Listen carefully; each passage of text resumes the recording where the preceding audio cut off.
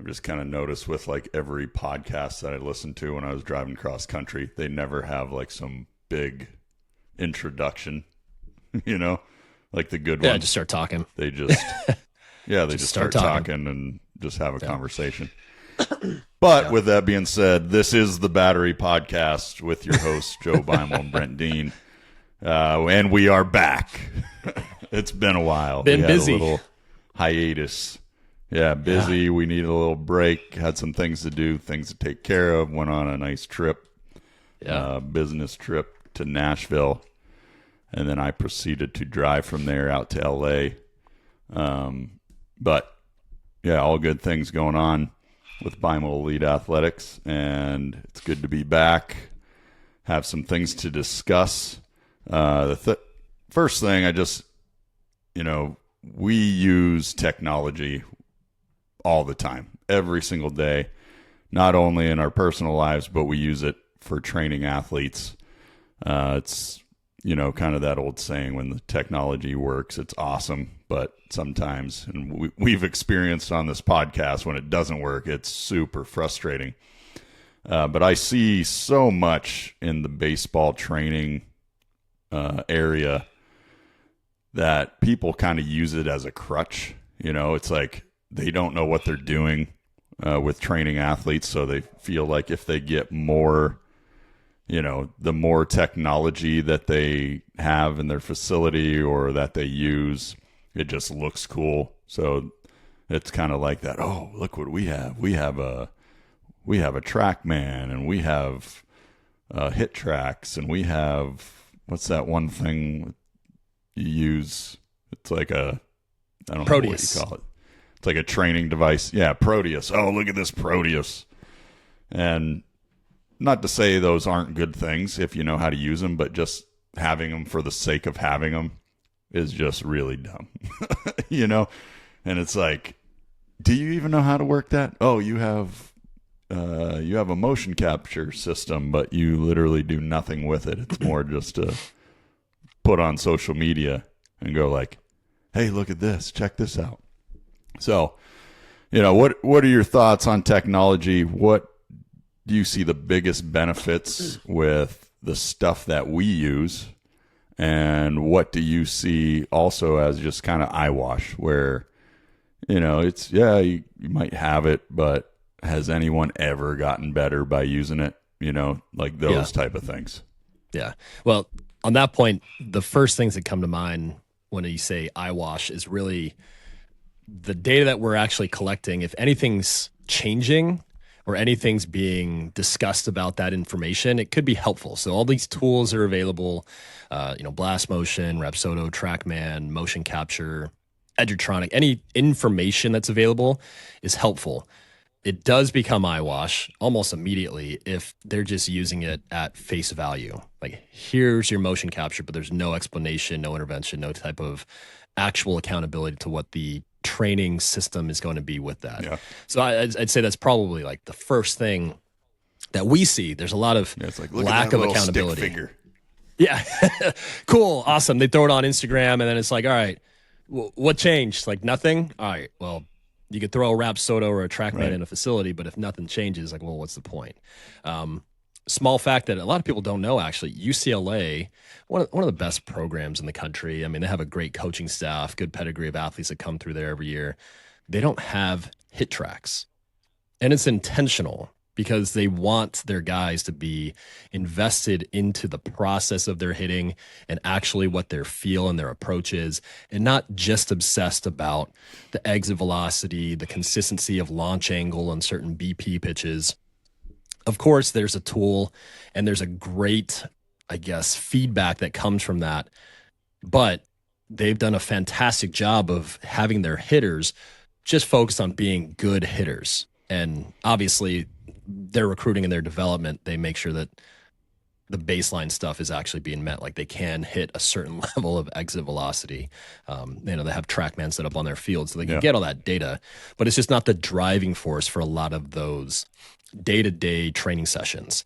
I think that's where it becomes slippery, because there are some valuable tools, and we're in an age of data where you need to have some interpretation of it. And if you don't, you're outdated. and you're a dinosaur. But if you do only that and you have no respect to how they're actually playing the game or how that data is being incorporated, then you're also just short-sighted, and you're just kind of taking a lack of accountability on your coaching philosophies. And that could be anything. That's all the data that's available. Sometimes there's too much if you don't do anything with it.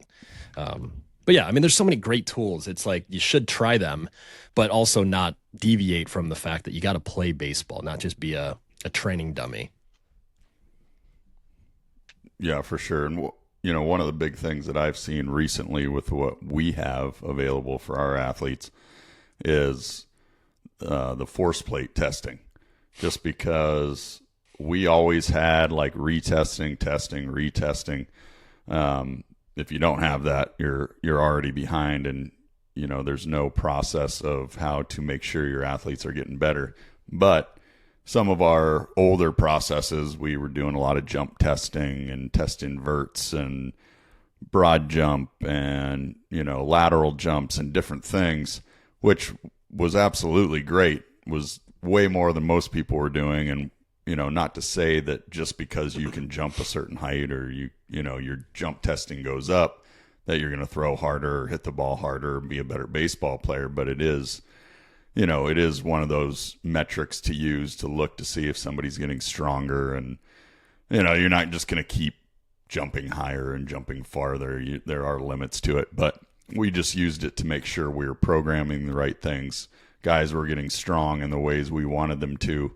That we felt would help them on a baseball field. But now having the actual force plate testing where you can see how much ground force they're creating, if there is an imbalance, with how they produce force, it tells you those different things where maybe one leg is working harder than the other. And that's also fine. I mean, you don't want huge imbalances. You don't want your left leg to completely take over in like a bilateral jump. But baseball is also leg to leg, single leg, a lot of different movements. You got to transfer power from one leg to the next. So being able to look at all of those things and see if what you're doing is working in making a better baseball player, it's just kind of been a game changer on my end as as programming athletes, where I can look at that after a phase or a strength phase or maybe a throwing phase they've been doing.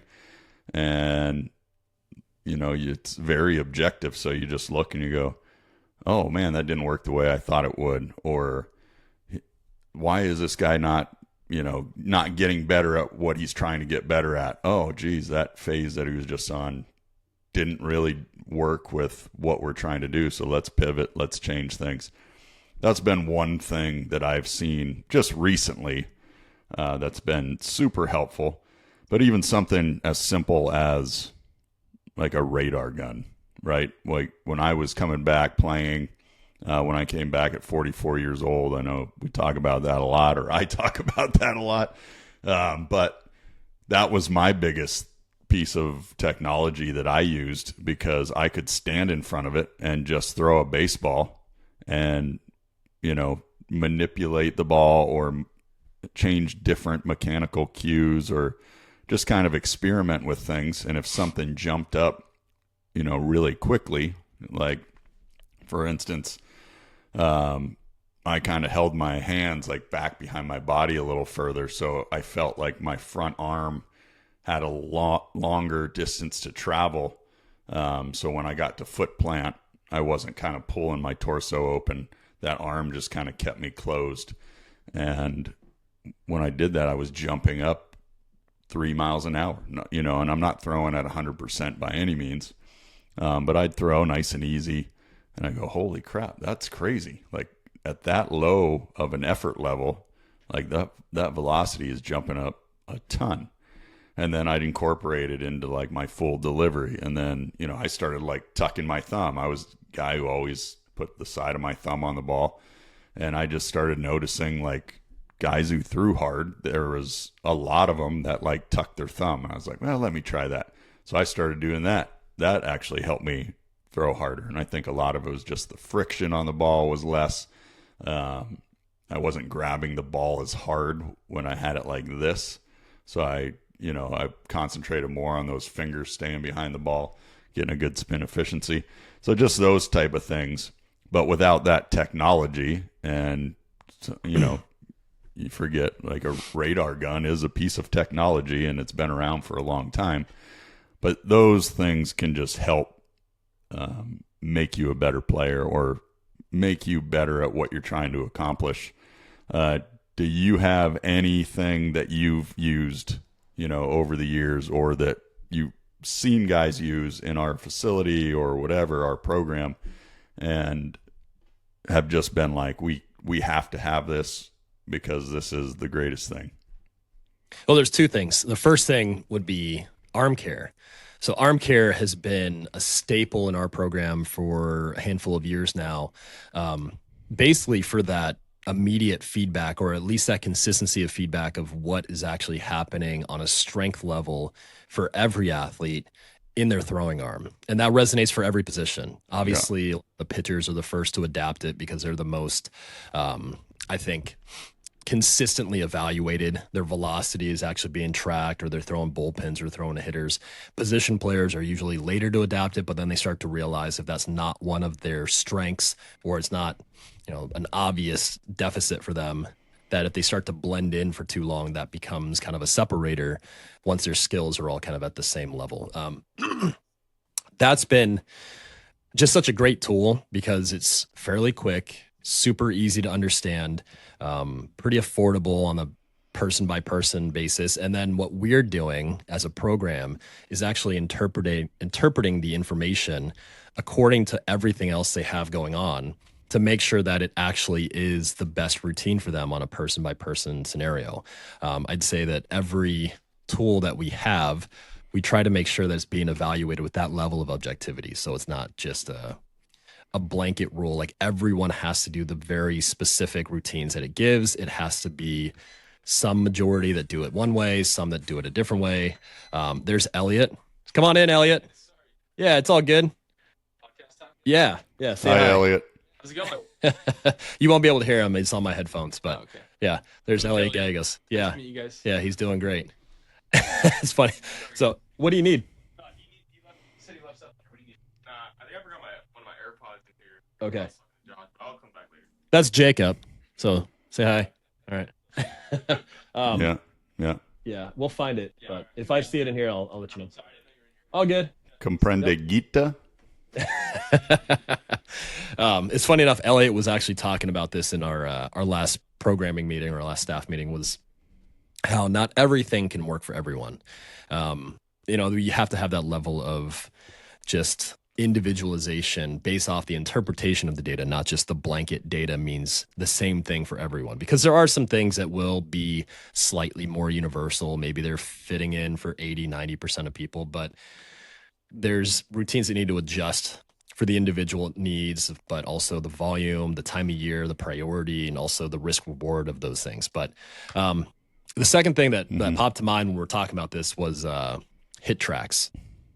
Kind of in that micro decision-making process, how you're talking about, you throw a ball on a radar gun, you can see if the adjustments you're making are actually translating for you.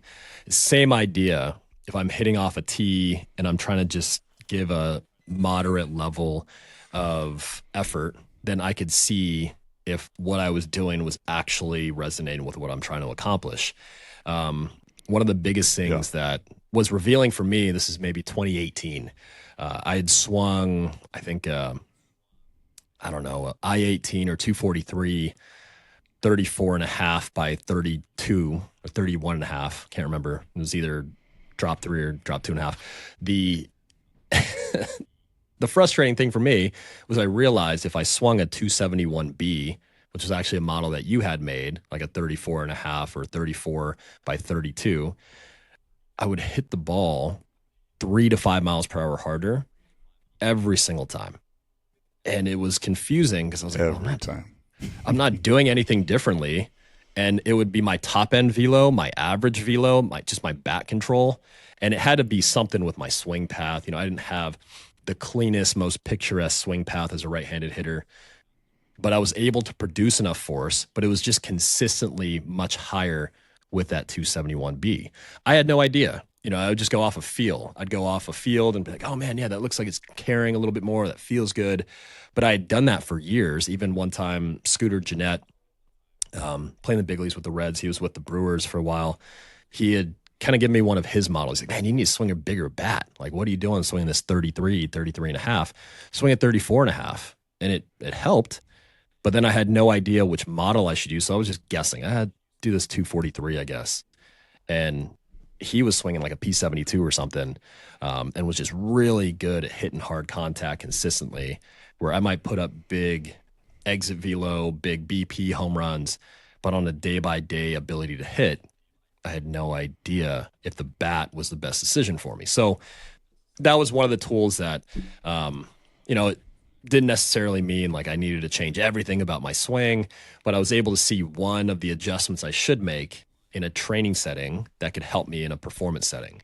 But ultimately, that's where all these lanes have to be connected. You can't just train just to be an athlete that trains.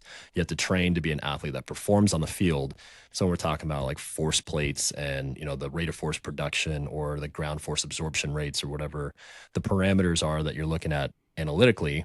It has to be able to translate to something that's of value for you, like throwing harder, hitting harder, running faster, more high-end endurance, or just something that relates to your on-field performance. And I think that's where a lot of people get mixed up, especially now with like the showcase world, or travel ball, is they get lost in training or they get lost in playing and not objectively looking to see if they're actually filling the right buckets for themselves individually. Perfect. Yeah, totally agree with that. Let's we don't have a lot of time today, so I wanted to talk about a couple different things. Obviously that was something we were planning on talking about with technology and things of that nature, and but a hot topic right now in just baseball is impending lockout in December. Seems inevitable. Yes, without a doubt. Owners are fighting for a salary cap. Players are against it, always have been, always will be. I don't see this ending very soon because in the past, you had the lockout or was it a strike in 1994?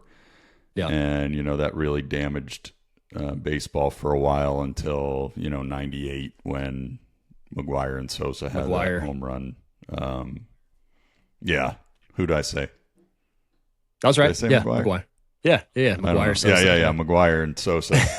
Yeah, I had that home run race, which was awesome for baseball.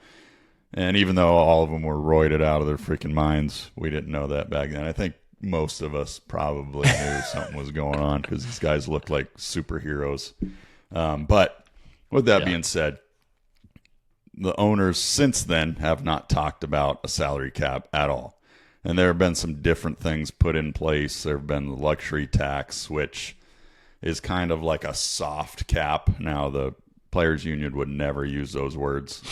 Salary cap is just you don't even say the word, But it has been kind of a soft cap, and it is penalizing teams for spending money, which I think the players are always against because they called it a luxury tax. The players call it a competitive balance tax because they don't see players as luxury, as a luxury item. They are the force and what drives the game and why people come to watch the game. They come to watch the players. They don't come to watch the owners do anything. They don't care about their advertisements. They don't care about this and that. If the players on the field aren't good, the product on the field isn't good, people don't want to see it, and they're not willing to spend a top dollar. That's why, minor league teams, people don't pay a ton of money to go watch them, or that's why minor leaguers don't get paid a lot of money because they're not in the big leagues. It's just the way things go. When you have the best, people will pay to watch it. and they should be seeing the best when they're using their hard-earned money to buy tickets. Now, with that being said, the owners are now basically saying we want a salary cap, and they're trying to disguise it as because they want competitive balance. And anyone who has a little bit of a brain, you don't even have to have half one, you can see that they're billionaires. If they can implement a salary cap, they're going to make a lot more money. Their franchise worth will jump by 30-40% of teams that are already worth billions of dollars. So it's a lot of incentive financially for the owners. It's not very, the players, they just want, I think, what's fair, what they feel is fair in the amount of revenue that's brought in. Right now, baseball, you can't argue that baseball is doing very well. Revenue is up like insane amounts, like $12 billion a year or something. Could be even more than that. But for me, like obviously I was a player, so I'm going to be on the player side. I was a big union guy, when I played with the MLBPA. And the way I see it is baseball has the best parity of any sport.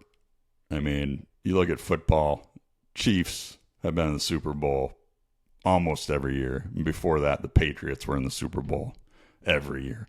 And they have a salary cap. And if you look through the course of the history of each game, I think there are five teams in MLB who have never won a World Series. There are 12 in the NFL that have never won a Super Bowl. There are 10 in the NBA that have never won a championship, and then you got hockey, but that's not one of the. I think they have 10, but they have a salary cap right now. But you look at that, and you're like, well, that doesn't seem to be working. Like your salary cap, not everybody's won a championship, and right. But with that being said, in the NBA, every team has made the playoffs at least once since 2015. Okay, so you look at that. Oh, all right.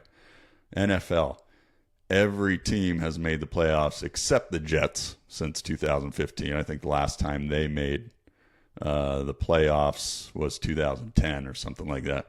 And you look at MLB, you'd think, well, there's got to be a ton of teams that haven't made the playoffs. No. The Angels are the only team that have not made the playoffs since 2015, but they did make it in 2014. So I'm just confused at where this competitive balance thing is going, because it's total crap. I just like to put that kind of stuff out there because I like we were just talking about with technology. I like the data. I like the facts. And granted, if there was not competitive balance, I'd be like, okay, they've got something here, but there is competitive balance. And it's like, if you want to punish somebody for spending money on their team to try and win, and this is another fact here is, and don't get me wrong, I do not believe all of the numbers that owners put out with what they make and what they lose. They've never opened their books in the history of the game, and they don't have to, but if you want people on your side, you'd probably open your books and go like, hey, look at this. This is what we're doing.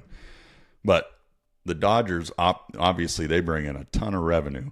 They operate at a last year they operated at a $20 million loss because they're paying a ton in the luxury tax, and they have to pay revenue sharing as well to the smaller market teams.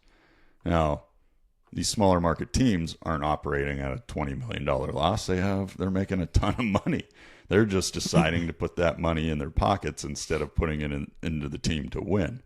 So the Dodgers, like, technically are losing money to win World Series. Now, that'll make their franchise, value go up and different things, and they want to win. So it's just crazy to me that everybody is looking at the Dodgers right now. They're the bad guys. That's fine. I mean, the Yankees used to be like that too, and they were winning a ton. But so many people don't think like, oh, we can't compete. Like Kansas City can't compete. Pittsburgh, we can't compete. It's like, yeah, you can. Like, look at the Brewers, look at the Rays. Like, they have some of the best records in baseball right now, and they're not spending that much. Now, it's just I'm curious on what side you are of the debate. Do you see like the salary cap as something positive for the fans, or for the competitive balance, or are you kind of like on the player side, or are you like kind of right down the middle? After I say all that, it's probably like no, the guys that can say that the players are overpaid and there needs to be a cap are obviously just being a little convinced that the billionaires are the victims here. Like we're going to side with the owners because they need help making it competitive. It's competitive for every level. And I think the small market teams can do the things that the large market teams want to do when it comes to developing and having better structures. Even just internally, like the Dodgers, they make every decision to win at the end of the season in the playoffs to win the World Series.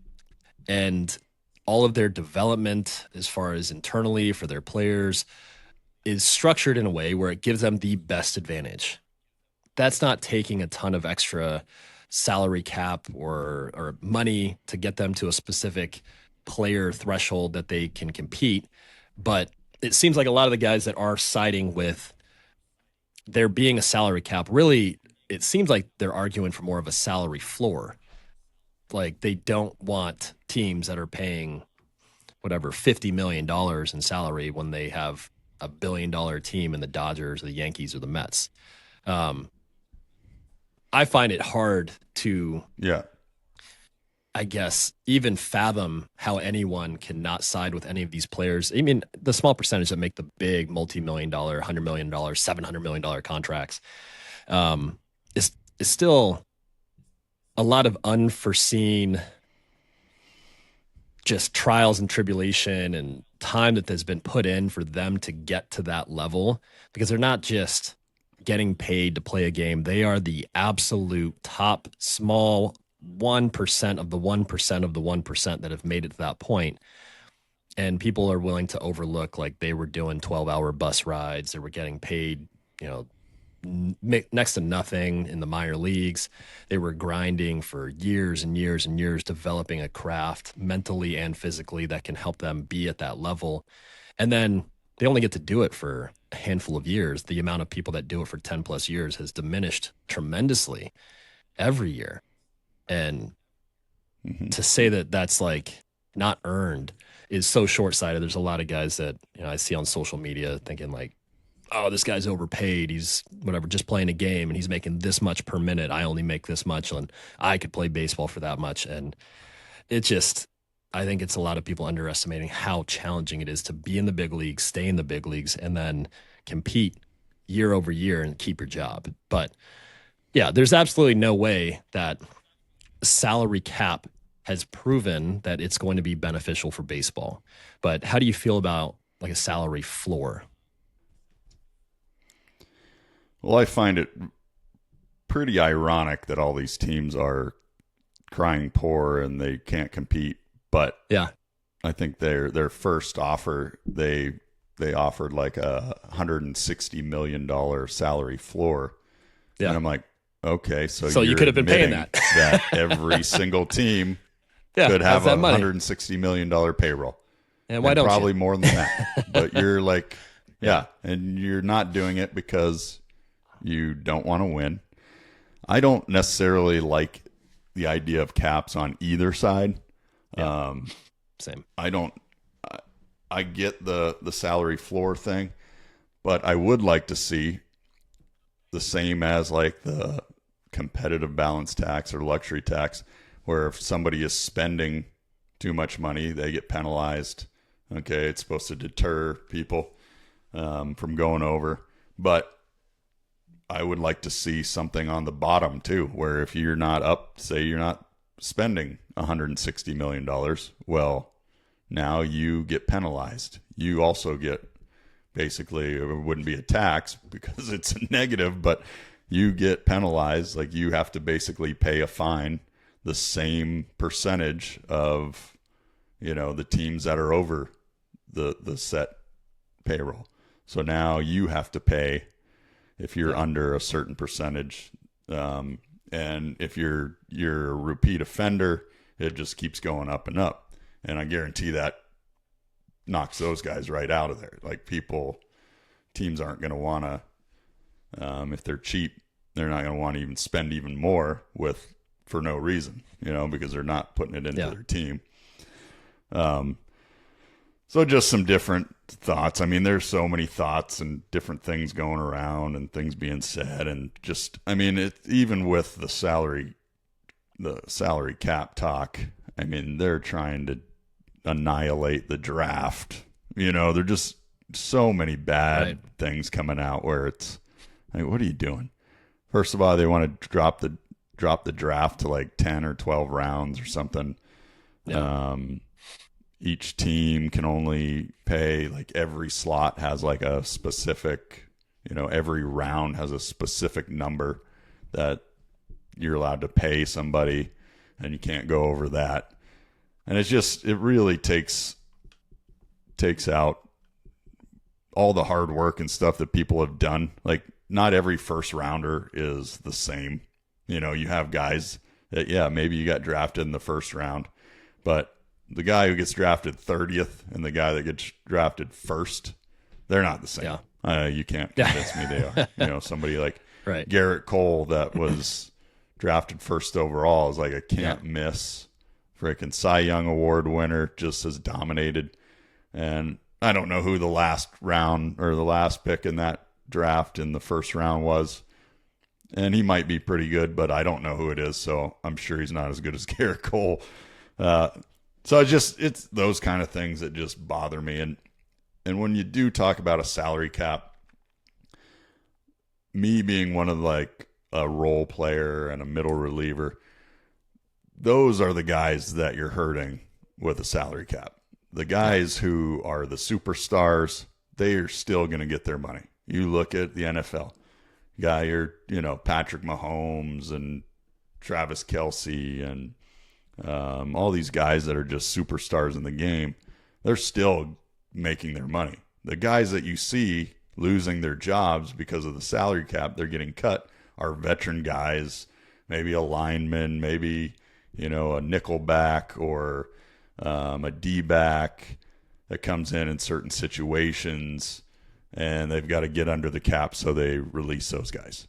Those are the guys that are wearing it with a salary cap. Your superstars, they're still going to get their money. And then your younger guys are still going to get what they get. And they're just going to, bring in younger guys because they're cheaper. They're going to get rid of veteran guys, which is already happening. You look around the game, it's already happening. And I feel a lot of it was probably calculated where, I guess this is the conspiracy theorist side in me, is they're probably getting rid of all those older guys to get ready for this time right here. Because they thought, well, if we get rid of the veterans, they're not going to be able to influence. Yeah, they're going to weaken the union. They're not going to be able to influence the younger players. And I think what you're seeing is the complete opposite. I mean, it seems like the younger players are bought in. They're not, they've watched the game for a long time. They're not trying to get screwed over by the owner. So, yeah. I just wanted to throw that in there. Like I said, it's a hot topic right now. Got to talk about it. Yeah. I'm always open to conversations about this kind of thing, and you'll see me in the comments sometimes on Instagram throwing my 2 cents in there. But I like to keep it respectful, and I don't. Yeah. Just because you have a different opinion than I do doesn't mean I'm going to slam you that you're an idiot or anything like that. It's a good, healthy debate, and it's something that's important to certain people. And But with that being said, I just I'm really not usually on the side of billionaires trying to screw over their workforce to make more money. Yeah. Right. Yeah. And the players are very well paid. Yeah. Yeah. As they should be. And they deserve it. Yeah. Absolutely. Right. Yeah. You're one of the best that have ever walked the earth. I mean, we've had this conversation before, right? What's it? 27,000? Something like that? Yeah, I don't even think it's that. I think it's 20. Well, maybe it's up there now, but I thought it was around 22 or 23 that have ever lived, that have played one day of Major League Baseball, Yeah. And then I think we've talked like 1,500 or something like that have had 10 years or more of service time in the big league. Yeah. So it is a very small elite group, and it's different than other sports too. It's different than football. Like football, right? You're basically dealing with the U.S. That's it. And in baseball, it is the world. I mean, you got people from every country: Japan, Dominican Republic, Venezuela, Mexico, Korea, China, just all over the place. Australia, everybody. There are so many countries throughout the whole world that have somebody who has played in the big leagues. So that's where it's a little bit different, is we're talking about the whole world, not just, the U.S., which is a big enough population to compete with. But yeah, it's just been something I've wanted to talk about and get it out there. Instead of doing like an Instagram post from like talking to the camera or something like that. I've seen a lot of guys doing that. Yeah.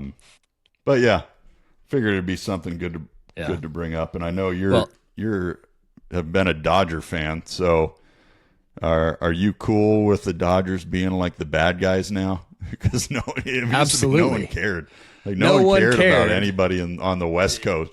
Yeah. No one cared until they won 2 times. And I mean, they were one run away from losing to Toronto. I mean, they were elimination twice with them, or twice. Yeah. That Game 6 and Game 7, they were 1 out away from getting beat. But no one was really talking about them to that level. They're like, oh, the Cupcake World Series of 2020, that one doesn't count. And then they win, and then they win again. Right.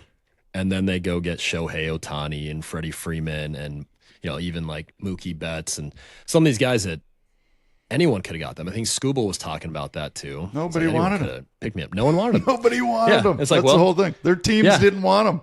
Yeah. And the Dodgers are just willing to sacrifice what it takes to go, we're going to win. We're going to get him, and we're going to get everyone we can. And they do it, from my understanding. Obviously, I'm not in their organization. We know some coaches, Petey Montero and Blake Galen, and some of the guys have been in the organization. I've met Doc a handful of times, being a UCLA guy, and they develop, and that's been their reputation for a long time, is they really pour back into their guys. But then when they get like a top tier talent, it's like to the next level. So I'm totally okay with the Dodgers being the bad guys. But to say that they're like causing the lockout or the strike, it's just short-sighted. I mean, it's just not true. That seems like what the public court of opinions is trying to put everything on. Like, oh, the Dodgers did this. Like, I saw one thing where it's one of those comedy or like parody pages, and there's like, oh, well, the Dodgers just acquired free agent Kal-El from Krypton, and paying him whatever. And I'm like, so they got Superman, and they're going to get like Jesus Christ. And it's funny, but to the same effect, it's not the sole reason or any real grounds to say that that's what's going to cause the issues. It's really so much deeper than that. And I like seeing the Dodgers win. And I was part of the Brewers organization when, you compete with the rest of the world. We had like a whole Canadian division of our organization, basically. And then there was obviously all the international liaisons, like for Venezuela, Dominican, even Puerto Rico. We had a lot of Puerto Rican guys. And the big thing for them was trying to really build talent. And at one point when I was with them, we had like one of the lower rated minor league organizations. So that was like a big focus to develop from within. So when you draft guys, you can get them to the big leagues, and then you can get a free agent here and there when you get, a big playoff push or something. But I don't see the Dodgers being the issue for the Brewers not being able to be good. It's just the decisions you're making from within have to be better. And I'm okay with the Dodgers being the bad guys. Like it's they're the bad guys, and I mean, so be it. But people are just mad because they're winning. Yeah, absolutely. People are always mad when you win and you win too much. Yeah, I mean, look at all the people who loved Patrick Mahomes and the Chiefs until they started winning all the time. Then like, oh, I'm so sick of these guys. I'm sick of Taylor Swift. Like, yeah. Taylor Swift's like Taylor Swift. Yeah, we hate Taylor Swift because she helped the Chiefs win. Like, wait, what's going on right now? So it's everyone hated Tom Brady because he always won until he retired. And then they're like, oh, Tom Brady's the GOAT. And don't get me wrong, I was absolutely one of those people. Like, I always respected Tom Brady for what he was able to accomplish, but I did not like the freaking guy. Like, I was a Steeler fan. I mean, here we go. Steeler fan, and it's just seemed every year in the playoffs he beat the freaking Steelers, and I hated it. I didn't like him, and it's fine. You're allowed to do that. But I wasn't sitting there going, no, we got to get systems broken because Tom Brady's winning too much, So it's funny. I am very thankful that we're in an era of social media for this because, back in the 90s and back when I first came up, the owners owned the media. They were the media, right. So they could put out whatever they wanted. And that was always the narrative. And people always got their news from the newspaper and magazines and different things. And now I think people have their own social media. Players can get out there. I mean, we can get out there and talk about this type of thing and maybe influence public opinion where, I mean, I've seen back, when I first came up, I mean, most of the time it was 80-20, maybe even more than that towards the owners. And now I'm seeing a little shift. I mean, a lot of people are in favor of the players, but there's still some that aren't. And I don't know if it's 50-50, but I would, even if it's 50-50, I'd say that's a win with public opinion on this matter. But I think just knowing that you show me where a salary cap improves competitive balance, it's not out there. It doesn't exist. Yeah. And I think we're seeing it with those other sports. Yeah. But yeah, man. Well, good conversation. I think we got another meeting here, right? So we got to wrap this up. Yeah, we got a couple minutes. Always good. Just go ahead. No, I'm just saying, always good talking. I always enjoy doing these, so it's good that we're getting back on it and getting them back out there. I know our platform that we use has some new features on it, so I'll be excited to look through those and maybe make the videos a little bit better. Yeah, definitely. Yeah, we got a lot of topics that we've discussed bringing up into these podcasts, and as always, open to suggestions if people have questions about things they want to hear more about some stories or right. Earthquake over there. Yeah, what's going on? Well, there's a mirror here, and it just started to fall. My wife likes to put specifically mirrors just on tables. Like, it's not bolted into a wall or nothing. Just so I bumped the table and started sliding. Jeez. Yeah, I got you. Good thing I'm a phenomenal athlete and have reaction time. Great reflexes. So I got the spidey senses that going. Would have been. I might have had glass in my eyes. Like, oh. Yeah. All right, man. Would have man. made for better little soundbite there. Just getting smashed by a mirror. Yeah. Jeez. Could have used it in the opening, the glass breaking. Stone cold. Yeah, stay tuned to see what happens to Joe. It's funny, man. Yeah, jeez. But we'll take it off. But it's funny. Yeah, just I love having the the dynamic of social media now, because obviously no matter what we say, there's going to be someone that argues against it, whether it's a bot or a troll or someone that's just, they have a different opinion. But what's good about this is like having the dialogue does help to make sure that the core concepts and the ideas of what we're actually trying to get down to are being evaluated and discussed. And that's the only way we make progress as an industry, but also, just individually for ourselves, like how we can help more people. We got to have those conversations. So yeah, awesome, man. Well, we'll wrap it up. Yeah. As always, if you guys need anything, reach out to us at Beimel@athletics.com. There you go. Last plug. That's right. We can help you out. That's right. Make you better at baseball. All right. Well, see ya. Peace. See ya.